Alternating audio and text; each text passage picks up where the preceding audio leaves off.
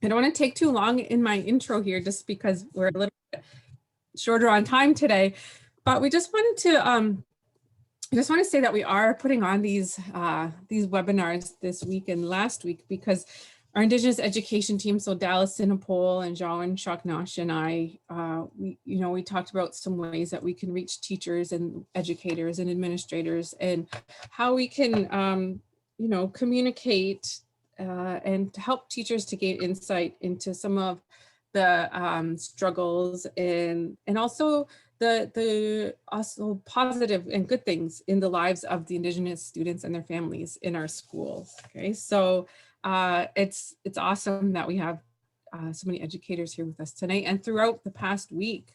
It has been really, really great. So miigwech, everybody, for joining us tonight. So I'm going to introduce our next person tonight, and I want to say this now just so that I don't have to keep it really short at the end, but I really think, Cedric, that it is a testament to your family and to your parents this week, because a lot of our speakers, have come from your family. We had Nathan last week, and we had his wife, and we had Tyler last week too. So it really is, awesome, I think, and it really resonates with me how, the resilience of your family and how awesome that is.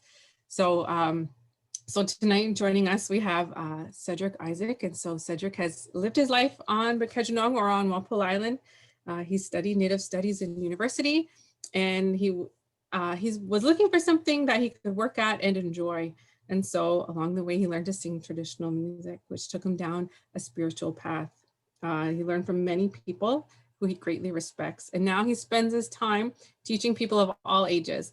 And many of our students and teachers and administrators in our Linden Kent District School Board have gotten the opportunity to learn from Cedric and his family throughout the years.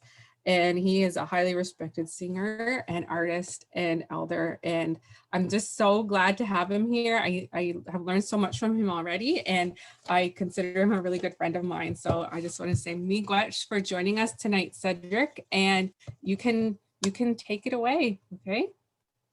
Okay. Bonjour, Kinyoe, Cedric Isaac, Nindishnakas, Bakajanong, Nindojaba, Inishtabe Noden. Mashiki is my, didn't know them. So what I'm going to do is going to start talking like, because I want to talk about elders and some stories, but then I was figuring out how do we define an elder? And something happened to me a long time ago, because is an elder just a guy getting old, you call him an elder, or is he someone getting old with knowledge to share, and does he become an elder? I found out one time I was walking, went up to get the Christmas bonus one time on Wapu, and I had to get in this line with the letter I for Isaac, so I walked up there. My wife was in front of me, so she got up there. When I got up into the line to get my check, the lady pointed to another line, and it said elders 16 up. So that's when I was officially an elder. It's kind of a funny story, because it felt different with that perspective being put upon you. And I said, it's not just a thing of age, an elder, because a lot of people get old when they're young because of what they've been through in their life. But it's how you present yourself and what you have to offer your community. Because when I was real young, I used to go up and visit my gram, and she was with this fella named Ackland. And that's after her husband died. And he took care of the family. He took care of my mom, and he took care of my auntie. He took care of my uncle, and he was a crippled guy. He was paralyzed from the waist down, but he still done all that and took the place of my grandfather to raise my mom and stuff like that. But the stories they talked about were all stories that come from, they came from what they lived. And in this day and age, when you say at that day and age, things were good. I mean, things are really good. Because we used to just like you hear the stories going down the river and getting a bucket of water and to cook breakfast and stuff like that and to wash up with. And sometimes you have to chop a whole nice because the river was frozen. Then you hear the story about walking to school, 3-4 miles, and that's what we done. Oil lamps, so we had to go to sleep real late at night. I mean early because it got dark, so didn't want to burn all the oil. So yeah, I lived through that age, and it wasn't hard. It wasn't hard, but we had to go out and chop the wood in the morning. And so, and my dad, he never mentioned that. He went to residential school. We never knew that. He kind of kept it away from us. So when he was a lot younger, he got a job, went to Detroit, and he took us with him. And I think that's one of his ways to hide us from the Indian agents. So, and this was back in the 50s. So yeah, so nobody can get a hold of us. Couldn't take us to residential school. So I think he was thinking, but I remember going to kindergarten up there, and they put me in kindergarten. Mom dropped me off and left, and there was a room full of black kids, and all they heard about Native people was what they watched on TV, and it was bad for us as young Native people going into school like that. And then those people wanted to touch us, and they're asking questions. We heard you can outrun a deer, and heard you're good knife fighters and all this stuff. But there was all stuff that we were stereotyped on TV, so we had to live with that down in Detroit. But then we got along great. We got along great with the younger classes up there, and the black people. We got along great. We're the closest thing to white on the block, living on Mac and Buick. But yeah, we survived. We hung tight, and we come home on the weekends. And I'd go out and visit my uncle, and he'd be in his shack. He'd be carving axe handles, or he'd be carving punting paddles, or he'd be carving wood decoys for fishing. He was really good with his hands. He adapted to living his childhood when he got older, because that's all we done is when we got to Walpole Island from Detroit, we lived in that bush every day. We'd go in the woods, and we learned. We were playing hard back there, but all along we were playing, we were learning stuff.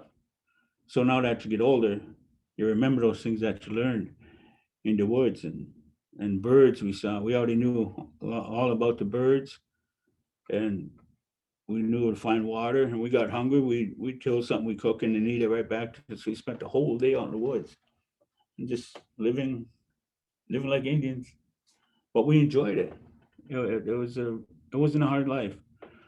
But when I think about what my dad went through and have to work out there right after giving out residential school, and doing that, raising us, and sleeping in his car down in Detroit, because like we weren't too rich making money working down in Detroit. But anyway, we got through that. Then he come back to Walpole. He got a job down here. I went off to university. But the thing is, I thought it's kind of funny in university. Once I got there, they said, we're going to Native Studies. And I talked to some of the students up there. I said, Jesus, we're going to a university to learn how to be Indians, study Native Studies. But once we got up there, it was the tables turned on the professors, because they start learning from us. They picked a couple people from all across Canada to go to this university and try out these Native Studies programs. And this university, one of the first universities to initiate Native Studies in their curriculum. And so it was a learning process for them. And it seemed like we already knew what we were when we got up there. They just kind of opened the doors so we could be more who we were, discovering us through books. And once I got up there, I made a lot of friends. But before we got to university, before I went to university, I went to school in Detroit. Then they bounced me over to Canada. So when we got to Canada, they put us one grade back. I was supposed to go to grade 3, but I got to Walpole to put me back, went to grade 2. So I was already grades behind.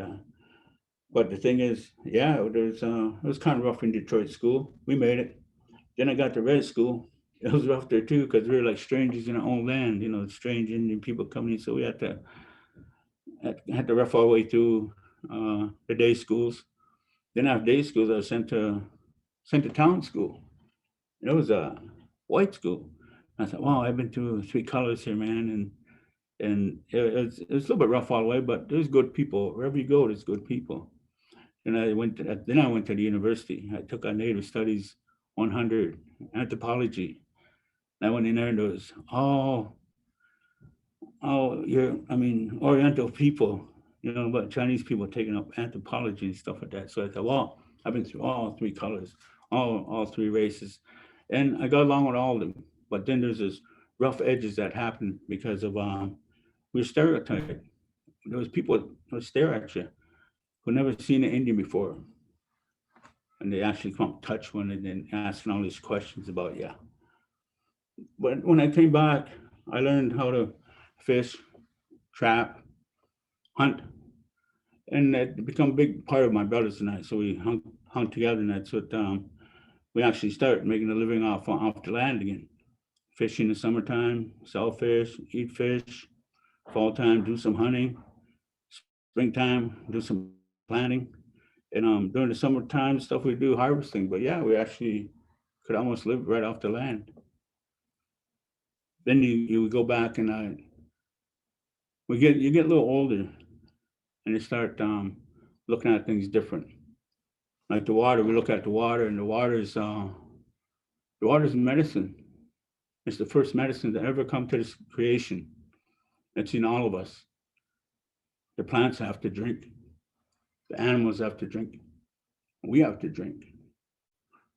And we all live off that medicine, that bloodline that goes on the earth, which is called water. And in that sense, it makes us all relatives. Those plants are our relatives. Those animals are our relatives.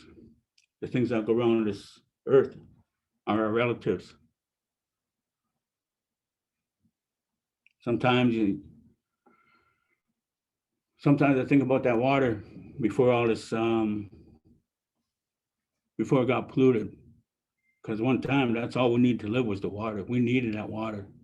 And now the water needs us to live. Back in the late 50s, my dad, or early 60s, he said, one of these days we'll be buying water. Nobody believed him. We'll be buying this stuff. But yeah, we all start buying water, and we say, yeah, it's true what he said. But now the water needs us to live.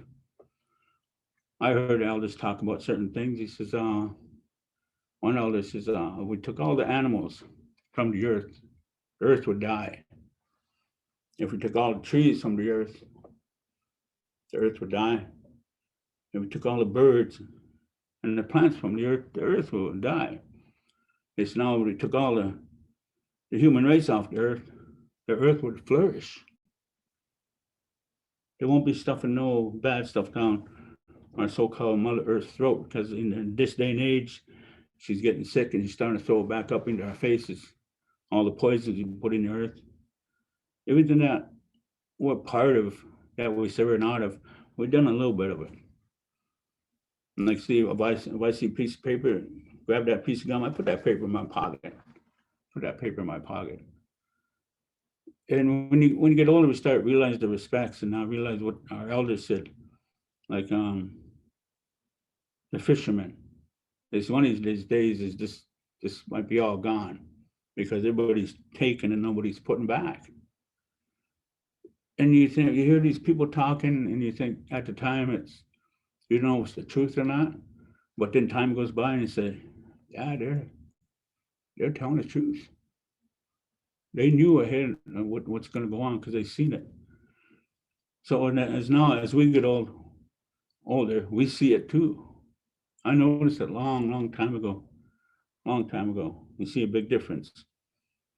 For instance, in all the invasive species, that's what's doing a lot of damage to our people. It's doing a lot of damage to our environment. Wildlife has one of the best ecosystems around: the water, the fish, the birds. It's it's beautiful out on Walpole. There's not another place like it. But then you get this invasive species called phragmites, and it killed all of our marshlands and stuff. It killed all the marshlands. But then maybe it's there for a reason. Maybe there's a way we can use this to take the pressure off trees that are growing. We can make wood out of this stuff, and it's abundant. So I always say that the creator put stuff here for a reason, and maybe there's a reason for this. We just got to find it. Right now, it's hurting our environment. And just like everything else, technology is hurting our environment. It's supposed to be good for us, but it's also hurting our environment. And so I'll go back to where I was when I first started going to school.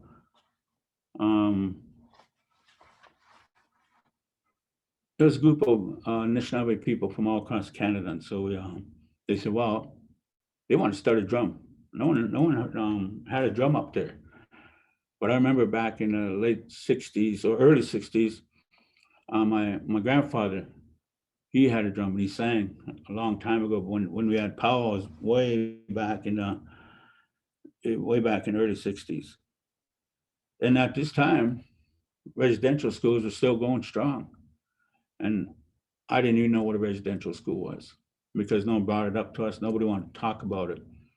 People got ashamed to do our dances, our songs.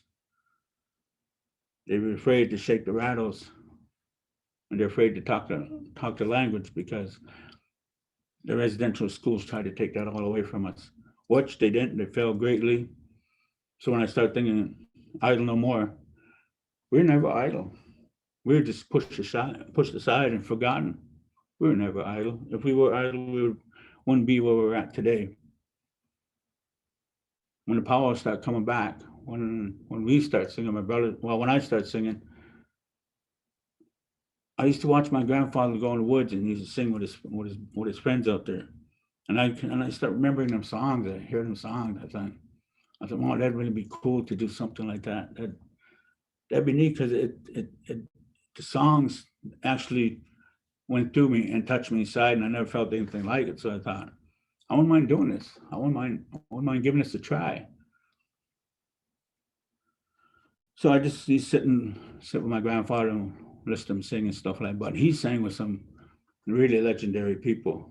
I mean, he sang with Jake Thomas. Him and Jake Thomas were good buddies. So after my grandfather died, Jake Thomas was my adopted grandfather.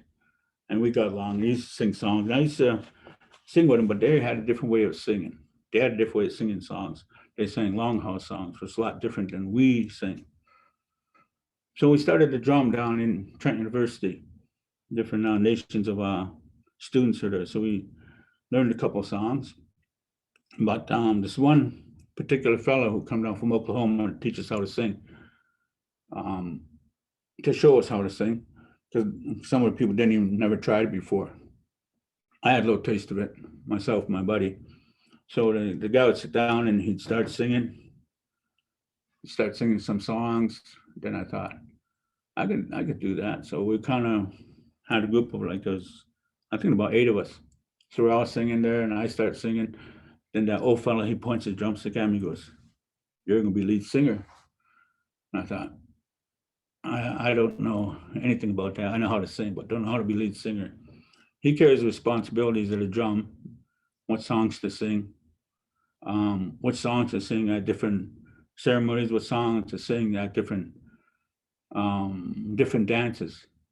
But there are songs because those songs, they make the world go round. They make you laugh, cry, they make you dance. We sing songs when people are born. We sing songs when people die. Even now with this COVID going on, you see people taking it upon themselves to go out and do the dance and go out and do the songs. All this is medicine, which defines us as Anishinaabe people. When we first started singing, like I said, I started singing in the late 60s, but when we started singing at the drum was, say, 1973. And people were still afraid to come out and do the dances and speak the language, because what again, residential schools done to them. The elders a long time ago taught how good life was, how good it was. But then later on, the elders talk about how rough life was, what got taken away, what happened to them, what happened to this land. So this second phase of elders, which we're probably a big part of, we're all realizing how hurt Mother Earth was.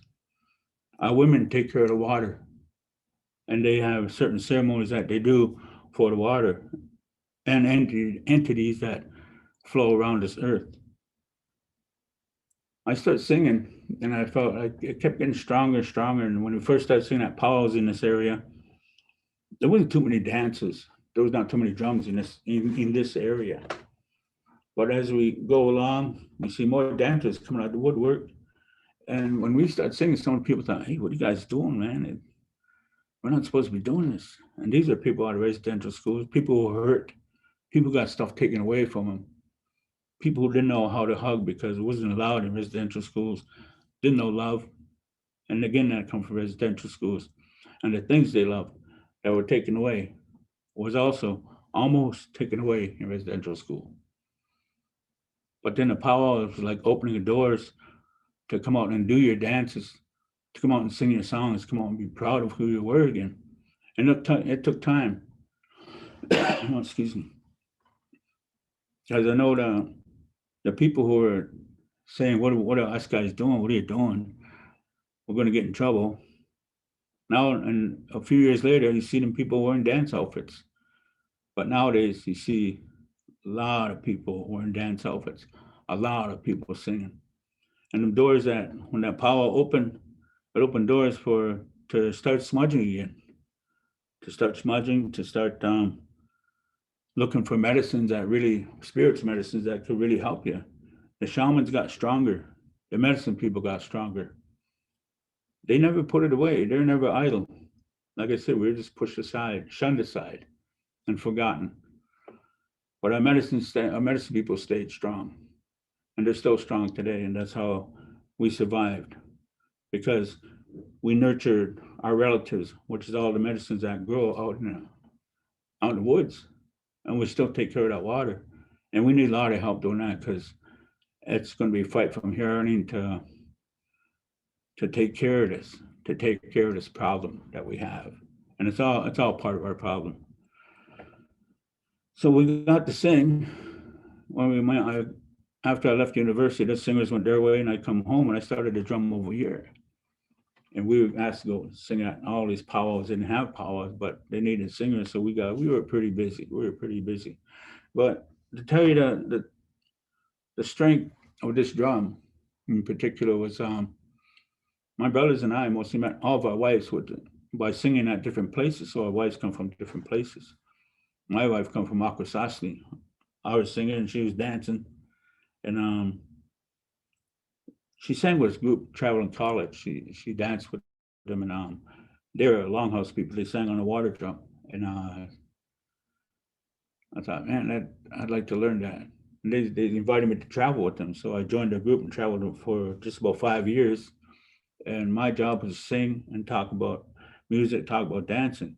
And they done the same thing with their dances, the longhouse dances. So we made a deal. They said, "You teach us sing on the big drum." He said, "We'll teach you sing on the water drum." I said, fair enough for me. I wanted to do some singing. That makes me feel good. And it makes other people feel good who dance around you. And when you see people dance when they're singing, that's the way it's supposed to be. That's the way it's supposed to be. Singers and dancers making that circle strong. Nowadays, you see mega singers and different drums from all over. But like I said, when I started, it wasn't too many. It wasn't too many. A lot of them have passed on. A lot of the great singers, even in the longhouse, a lot of the great singers have passed on. But I had a privilege going in, singing with them, and being part of these great people, these legends who sang before us, and they probably learned the song from way back. And so I was invited into the longhouse in Akwesasne. I made me an honorary member, so I can sing those Sing those social songs, not ceremony songs, social songs. And that brings people together. I tell people sometimes that drum took me a lot of places. And I said, because of that drum, I've been in every prison in Ontario. We had to go sing for the inmates. That's all. I didn't do nothing bad. See, I was in we go and sing with the inmates and even brought up their spirits and too. But when you go inside them, hear them big gates slamming behind us, that's one thing you never want to be. One thing I never want to be, because that drum also got me inside there and let me feel how bad it was to be imprisoned. And I thought, no, this ain't good for us. It's not good for any of our people. It's not good for anybody to be there. In most cases, it wasn't their fault being in there. It's what happened to them, residential schools. It took a toll on our people big time. But the people it didn't hurt, it made them stronger, really strong. Nowadays, you see so many powwow ceremonies and they got drum etiquette. When I first started singing, the drum etiquette was respect the people on a drum, respect the circle, and respect those dances. That's all we had in our powwows. Now there's all kinds of drum etiquette on it. It's kind of made up as we went along, but it's all good. It's all good. And it's all has to do with bringing back our culture. And I think the powwows had a big step and a big responsibility to bring that into the public, where we can go out and actually do our ceremonies, actually do smudges for people, and people learn from that. So the smudging is a big thing nowadays. It's a really big thing.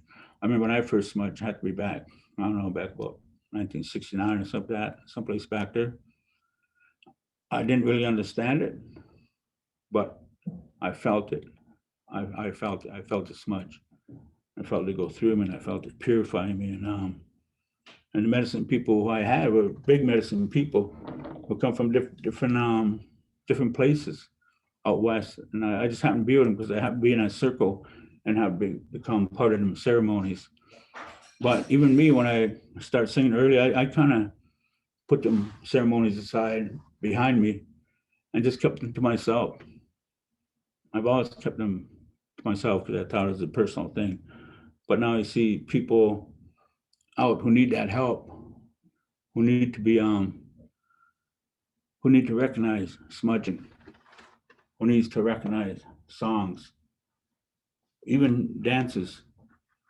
There's healing dances, there's healing songs. Like I said, there's songs when you're born, there's songs when you die. And the elders, well, what do you think about? They think about change that they've seen from the day they're young till the day they get old. They see change and talk about that. Like I said, in the day they talked about good things. The change was just, there was no change. But now everything's changed for the worse. You see everything disappearing. So they see that, and they talk about it. And I'll talk about something that, being an elder,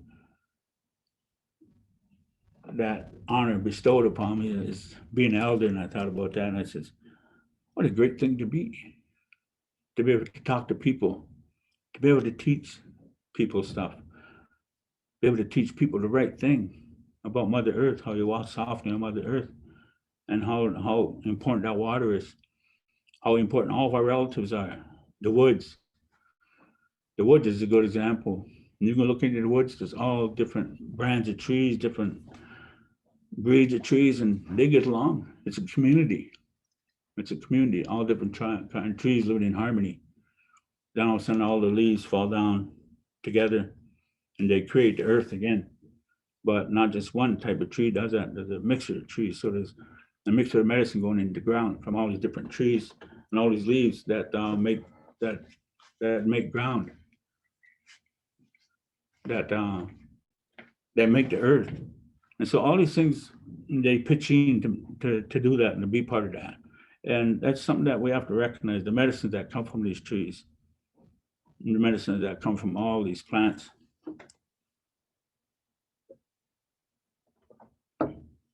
We study them almost every day. When you go to walk through these bushes, you find certain plants that you never saw before, so we look it up. But how I got it was the idea of medicine, and there's medicine in almost every plant. A long time ago, when when the European people come over, they brought sicknesses with them. They brought a lot of sicknesses with them, and we didn't have no cures. We didn't have no medicine for that to help us. But what they do, they go to the shaman, and he go into the sweats, and he go and talk to the creator. Then he come out and he talk to the medicine man. And that medicine man, was his job to go in the woods and grab that plant. I grabbed that one plant out of all these millions of plants. I grabbed one plant and say, this is a cure for that sickness that we never knew about. So they said, how did he do that? How did he get that medicine? Hey, it's called respect for this earth, respect for the creator, and he will help you. That's how that shows that we did have a connection, and we do have a connection between this world and a spiritual world, which is also alive, and he supplies us with these medicines. They say there's a plan for every sicknesses in this world. Because I noticed when this sickness come by, this plague or whatever you want to call it, a lot of the cedar was one of the strongest fighters of this medicine of this disease. The cedar teas, the chaga teas, all this thing had to do with respiratory. So that's what we took and made our people strong. So yeah, there's things that out there that will actually help. It would actually help people get stronger. So we can just drink cedar tea, maybe 3 a week and stuff like that. It'll keep you strong. Helps build your immune system. And I think about like the sacredness of things we do, of things we believe in, and things we look at. One thing that I am really concerned about is the grandmother, Nokomis, the moon. The moon is sacred to almost every indigenous nation around the world. It's sacred. And I think, who owns it? Or do we all own it? Or don't nobody own it? But now the moon is the pendulum of the earth. It keeps everything in sync. And there's certain things that will grow with the moon. There's certain things that the moon will bring up. The tides. The moon controls all that. There's plants that only grow a certain time. And even the women have ceremonies, moon ceremonies. And even when the moon is out, they put up their sacred items so the moon could give them power. But now they want to go put moon stations up there. And they want to put stuff all over the grandmother. But isn't that, it's reckoned something that is sacred to us and it shouldn't be touched. And how do we stop someone from going up there and saying, hey, let's put a moon station up there, let's have tours up there? And that's not right to do something like that. Because if the moon, they say there's no gravity on it, but there is. And if you move that moon just a little bit, an inch, it's going to have really bad effects on this earth. You think it's bad now. If they keep messing with that moon, it's going to get worse. Bob Dylan wrote a song, and there's a line of it in the song. It says, man has invented his doom. First step was touching the moon. And that song was written back in the 70s. And I think about that, I says, he had it right. He had it right. And so there's certain things that shouldn't be messed around. The great mystery should be remain a great mystery. And because that's what it is. And people try and tear things apart to look inside what makes them tick. That in most of these cases, it's none of our business. It's none of our business. So I'll go back to the singing, which is really good because it takes me to schools. It takes me to schools with, well, I did before this COVID stuff, but it takes me to schools and I can talk with children, and they're the ones who lighten up first. They understand. Like, we're not born with prejudice. We're taught that. Racism, we're taught that. Little children go play with little children. They don't care what color you are and stuff like that. And if we can only put a state of mind, go back to that and not see that color, because even like say when we were being brought up, there were people staring at us. It's Indian. I didn't know what they, I didn't know what they meant. I really didn't care. I really didn't care. But then when I started getting in the 70s, that's when stuff started happening. You start realizing this is racism, this is prejudice, and against our people, against our people. But my dad survived, and he still keeps us strong. He still knows the language, and he still knows all the old jokes. Yeah.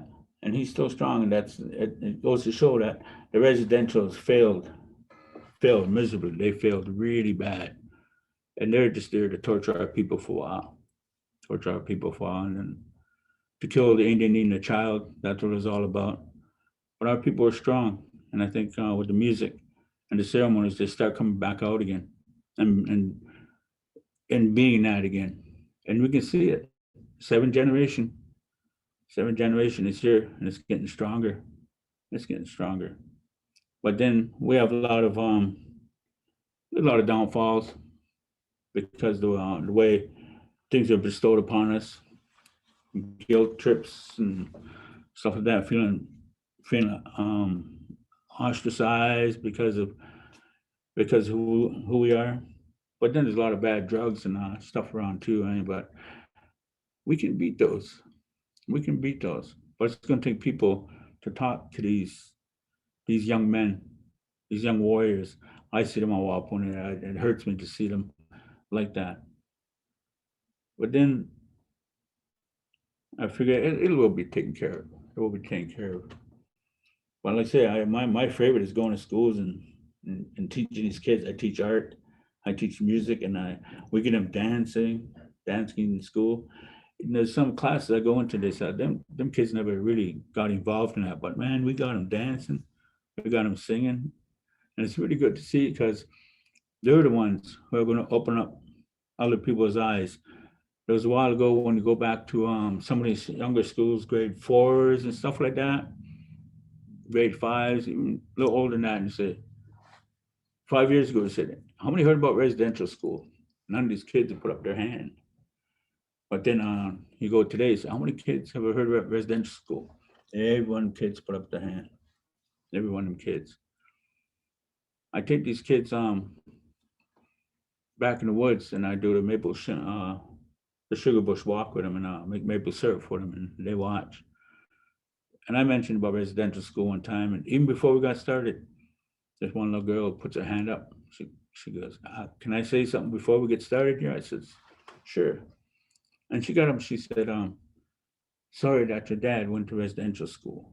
This is a little girl. I mean, they just grabbed me just like that. And I said, oh man, they do understand.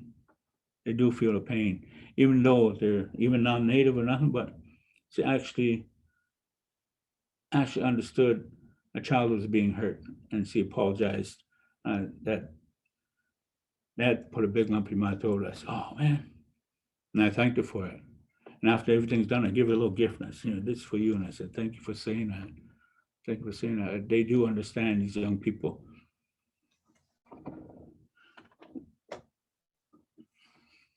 And so I'll close by saying, and just by myself, I really appreciate being part of this. And I hope I got to say little things because I'm trying to speak from an elder's point of view. Since you said I'm an elder, and I still don't understand what is an elder. Is it if you get old without knowledge, you're just an old man, or if you get old with knowledge, I'm an elder. Oh, well, I can tell you, I've learned so much from you and through the years, and your visits to my classroom have always been so great, and to my school. And I know that everybody always really, really appreciates it when you come to visit because we do always learn so much from you. So yeah, it's just so awesome that you've been able to come here tonight to speak to educators and the administrators who we have here with us tonight. And we really, really appreciate it. And we do have time for any questions. If anybody has any, you can put it in the Q&A now and we can get to it. We have about 5 more minutes here. So, yeah. And I just, I really, really appreciate it. And when you were talking about you know, the plants and the animals are all, they're all our relatives, right? And you're talking about us being able to learn from them. And I remember one time listening to you speak about singing and your songs, and how, you know, songs come from the birds, that you're able to write songs from learning from them, right? So I just think that that's such an awesome thing for kids to learn, right? That we aren't separate from nature. We aren't separate from the animals. You know, we're all relatives, and we're all a part of that nature, right? Yeah, and I consider myself fortunate enough to go in and actually sing with the kids, because a lot of people just either do one thing, do another. I'd rather go, teach them a little bit of art, do some sing with them, some dancing, get them up doing the same thing, and and they actually get up and do it, and they can feel it and stuff like that. One time I Mhm. was in Essex during the school, and I done a song, and these kids said they actually felt like crying because they felt the music just pulling at them, and they felt the pain that it probably took them back to the times where we were actually being pulled away from our parenting to go to residential schools, or being hurt because of the way we talked, or because we were different. The thing is, we're not different. We were the first people here. It's the other people who are different, to us. We're not different. It's them who's different. We're here first. Yeah. And I always love when you come to the schools, and you know, we're all together there in a circle, singing together, and people are dancing, and it is such a really good feeling. And it's always so appreciated too. And you know, I can't wait till we can start doing that again. Yeah, yeah, Uh, yeah. so Deb said, Chimigwech, for all the changes that you are inspiring, and all the changes you're supporting in the world, you know, in our LKDSB world, but in all those other places that you go, and you know, keeping the songs going and keeping the stories going, and um, you know, it's just so awesome to hear, you know. So me, Gwetch. Hmm. Okay. All right. So uh again, I just want to say miigwech, chi miigwech to Cedric for joining us tonight. You know, every time I talk with you, I learn something new, and it is just so awesome to see you here and to have you join us. So chi miigwech to all of our educators and administrators who joined us today. And you know, we have more coming at you tomorrow, more webinars happening tomorrow. Tomorrow we'll be at 3:45 and again at 7 o'clock. Who's And coming on tomorrow at pardon me? who's gonna be there at 3:45? Tomorrow we have, I believe, I need to check again. We have Lorena Rising from Amjinong, and we also have Doug Dokis from the, so we have, Doug Dokis is first, and he talks a lot about land-based learning and getting kids Is he out. from Do you know Doug Is he from Dokis? I know what Dokis. Dokis? He might be. I forget where he is from, but yeah, Doug Dokis, yeah. And then we have Lorena Rising from Amjinong at 7 o'clock tomorrow. So Okay. you can join in with us, Cedric, if you would like to. Yeah. Yeah. I'll come sit up at my daughter's house again in the basement and Okay. All right. Okay. So miigwech, Cedric, miigwech, everybody for joining us, and have a lovely evening. Okay. Okay, bon appetit. Yeah. Bama pi minwa. Mhm, yeah.